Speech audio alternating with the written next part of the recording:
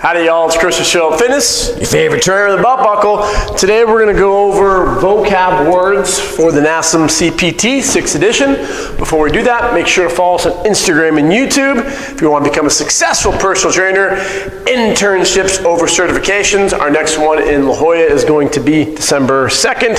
And then the new year, January 6th, roughly, in Los Angeles. Check out our website. Showing up is the hardest part. So let's get into this. I've taught NASM for over 8 years. I know this book like the back of my hand. So we've had many interns. You can get certified if you want to at Show Up Fitness. I suggest not to. All of our trainers here at Show Up are not.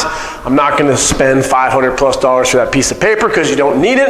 If you want to go to a corporate gym, they may require you. So if you need to pass this, our study guide is the best thing. Haven't had someone fail using it yet. So let's start by going through the NASM textbook, starting on page 40.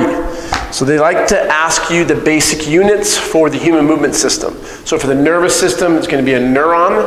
For the muscular system, it's the sarcomere. And then for the skeletal system, it's the osteon. And you can see that on page 40. They love questions from page 46, which are the agonist, antagonist, synergist, and stabilizer. So know what those actual definitions of those terms mean. So the agonist is the prime mover, synergist is the secondary mover, and then the antagonist is the opposite. Let's get into chapter 3, page 61, vocab word, arterioles.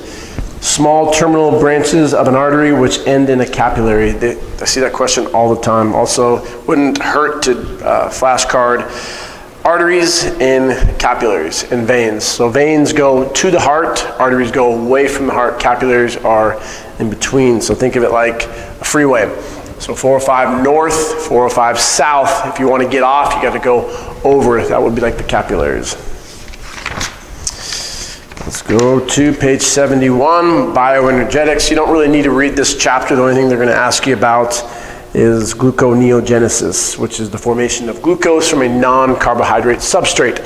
So when you break down muscle, this can happen when you're doing cardio for longer than 60 minutes, as much as 20 to maybe as high as 30% of your fuel will come from your muscle. Gluconeogenesis. Glycogen's a good term to know as well. Store glucose.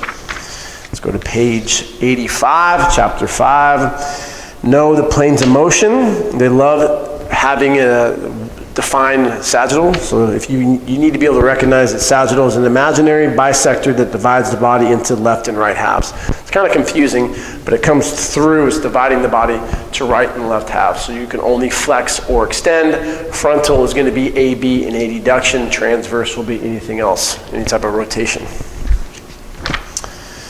Page 94, getting into force couples. Also 95, they like to ask, during a military press, which of the following muscles are a force couple? So you need to know what that term means. You may see one question on, not going to tell you. Got to go through the study guide to get that one, because we're going to tell you a lot of questions that they have on there. As I said, I've taught this for 8 years. When students do take it, we chat, get some of the data back for the questions that they see, and then I highlight it and tell you, but you got to pay for that one. Chapter 6, 137, know the syndromes. Upper cross, lower cross, pronation distortion syndrome. That comes from Dr. Jonda, early physical therapists in the 20s who came up with those. They've been pretty much debunked, but NASM loves to ask you a boatload of questions on those. Chapter 6, 151, know the 5 performance tests. So you have the Davies, you have the shark skill, the push-up, the squat, and the, which one did I miss? Which one did I miss? Davies, push-up, shark skill, bench press, squat. Yeah, I think I got it all. There's 5. Bench press, push-up, squat, Davies, shark. I'm just not doing the best with counting right there. Know chapter 7, 167. These are probably the most important vocab words to know. First one being relative flexibility on page 165. The tendency of the body to seek the path of least resistance. Reciprocal inhibition is the contraction of one muscle and the relaxation of the antagonist. So the best example can be seen If you slightly flex your bicep, your tricep will be shut off. And so you've got to be careful of saying like off, like the muscle's not working at all, because if you flex your bicep really hard, whoo, feel that sucker, your tricep, the antagonistic muscle will have some firing. Altered reciprocal inhibition is the concept by which muscle inhibition caused by a tight agonist and which inhibits the functional antagonist. Best case can be seen with your psoas, always tight. You like to stretch it, which is stupid, I think. But you want to, well, when this is tight, the functional antagonist, which would be your glutes, are turned down. And when they're turned down, this altered reciprocal inhibition, the hamstrings take over for extension. So if the hamstrings are taking over for this action of which the agonist should be the glutes, that's called synergistic dominance. And it results in arthrokinetic dysfunction.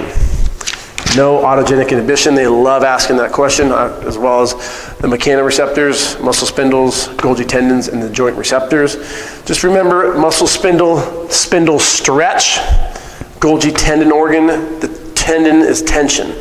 So always associate the Golgi tendon organ with autogenic inhibition, which is the process by which neural impulses that sense tension are greater than the impulses that cause muscles to contract, providing an inhibitory effect to the muscle spindles. We're going to go through a few now. We got 196, just memorize that table. That's probably the most important table to memorize.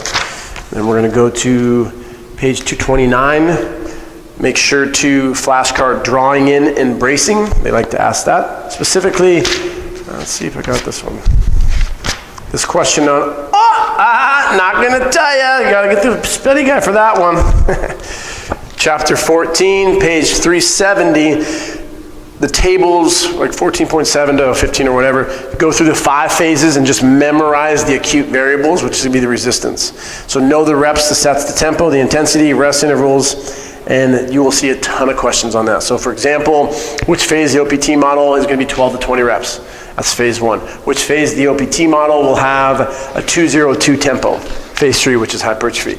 Which phase the OPT model is going to have your clients resting or having the intensity of 85 to 100%? That's going to be phase 5 strength. So 370, 72, 74, and then 76 and 78, or 77, 9, sorry.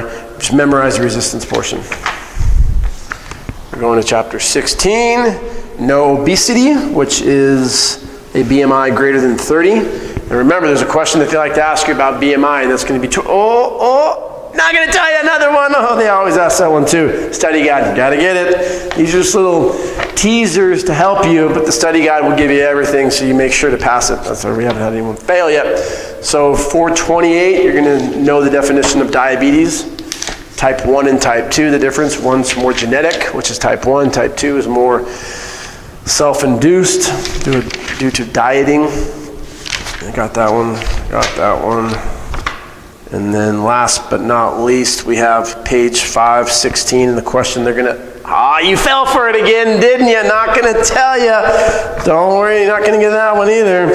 So when you go to, while we're here, might as well just read it. Page 551, one of my favorite things from the NASM textbook, the importance of education. I'm not making this up, it's right in their textbook. Ready? Currently, there are no government regulations that require personal trainers to earn a certification or college degree. However, most gyms and health clubs enforce a certification as a minimum. I've had many of students with my coaching go into a corporate gym, pretend like they have a certification, and they will get hired. You don't need it. It's not like we're lying or misleading. The industry's toxic. This is like the wild, wild west. And there's lots of trainers out there who are complete idiots that are training, they're hurting people, they're getting rhabdo, and they're giving the educated trainers like us that go through Show Up Fitness, who own Show Up Fitness, a bad rep. So that's why we're challenging the certification route. Internships, you're gonna learn movement, anatomy, nutrition calculations, how to be successful, how to make this into a career. 90% of trainers quit within the first year. It's crazy. We're changing that. Intern by intern, next one, December, La Jolla, Los Angeles, the new year. Hopefully you guys like this. Leave your comments. Have a great day, y'all.